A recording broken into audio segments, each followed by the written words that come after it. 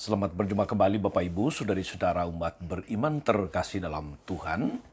Salam sehat berlimpah berkat. Hari Rabu tanggal 19 Juni 2024, saya Agus CSR mengajak saudari-saudara merenungkan lanjutan khotbah di bukit.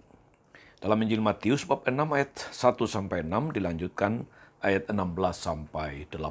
Kita mendengarkan sabda Tuhan. Dalam nama Bapa dan Putra dan Roh Kudus. Amin. Dalam khotbah di bukit, Yesus bersabda, "Hati-hatilah, jangan sampai melakukan kewajiban agamamu di depan orang supaya dilihat. Sebab jika demikian, kalian tidak akan memperoleh upah dari Bapamu yang di sorga. Jadi, apabila engkau memberi sedekah, jangan engkau mencanangkan hal itu, seperti yang dilakukan orang-orang munafik di rumah-rumah ibadah dan di lorong-lorong, supaya dipuji orang. Aku berkata kepadamu, mereka sudah mendapat upahnya. Tapi jika engkau memberi sedekah, janganlah tangan kirimu tahu apa yang diperbuat tangan kananmu. Hendaknya sedekahmu itu diberikan dengan tersembunyi, maka Bapamu yang melihat yang tersembunyi akan membalasnya kepadamu. Dan apabila kalian berdoa, jangan berdoa seperti orang munafik. Mereka suka mengucapkan doanya dengan berdiri dalam rumah-rumah ibadah dan di tikungan-tikungan jalan raya, supaya mereka dilihat orang. Aku berkata kepadamu, mereka sudah mendapat upahnya.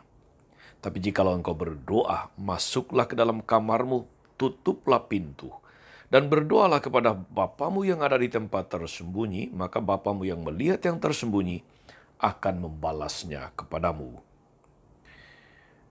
Dan apabila kalian berpuasa, jangan muram mukamu seperti orang munafik. Mereka mengubah air mukanya supaya orang melihat bahwa mereka sedang berpuasa. Aku berkata kepadamu, sesungguhnya mereka sudah mendapat upahnya. Tapi apabila engkau berpuasa, minyakilah kepalamu dan cucilah mukamu, supaya jangan dilihat orang bahwa engkau sedang berpuasa, melainkan hanya oleh Bapamu yang ada di tempat tersembunyi. Maka Bapamu yang melihat yang tersembunyi akan membalasnya kepadamu."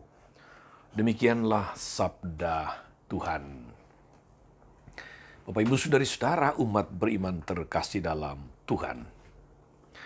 Gaya hidup saling menjatuhkan, saling menggunting dan sebagainya, itu adalah gaya hidup orang yang tidak berbudaya, atau dalam bahasa kitab suci gaya hidup orang kafir.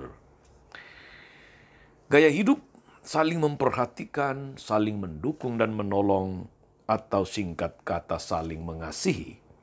Itu adalah gaya hidup orang beragama yang beriman.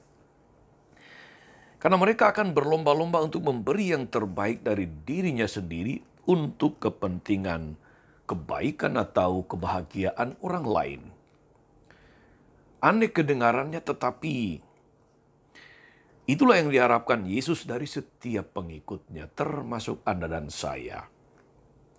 Memberi sedekah, berdoa dan berpuasa adalah keutamaan keagamaan yang sangat terpuji, yang nilainya tinggi, namun sangat dekat dengan kesombongan rohani. Berbuat baik dengan maksud dan tujuan untuk menonjolkan diri, atau supaya mendapatkan pujian, sambil merendahkan atau menghina orang lain, itu tidak bisa dibenarkan.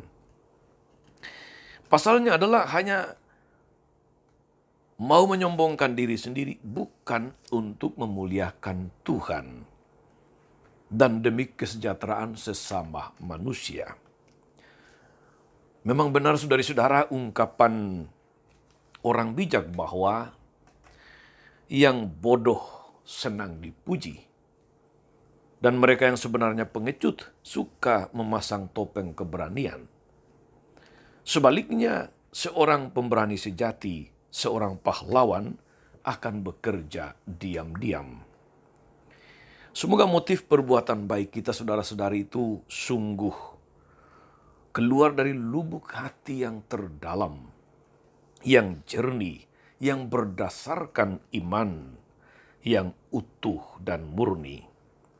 Tidak perlu digembar-gemborkan, tidak perlu diumum-umumkan. Biarlah itu terjadi dalam kesunyian. Dan hanya Tuhan yang tahu apa yang terjadi di dalam kesunyian penuh iman. Selamat beraktivitas, selamat mengabdi dan melayani Tuhan Yesus memberkati kita semua. Amin. Ya Bapa yang Maha Kasih, hindarkanlah kami dari bahaya cinta diri, agar kami tidak menjadi lupa diri. Sebab hanya Engkaulah yang tahu segala isi hati kami. Sucikanlah hati kami, jagalah mulut kami dalam bertutur kata, dan bersihkanlah pikiran kami dari segala yang jahat. Kaulah Tuhan dan pengantara kami sepanjang segala masa. Amin. Saudari-saudara sekalian, berkat Allah turun atas saudari-saudara. Terus mereka yang kita doakan atau kita janjikan doa mereka yang sakit dan menderita. Skala rencana karya pelayanan hari ini, Bapa dan Putra dan Roh Kudus. Amin. Tetap sehat terus dan menjadi berkat. Jangan lupa like, subscribe, nyalakan lonceng notifikasinya. Salam 52, Tuhan memberkati.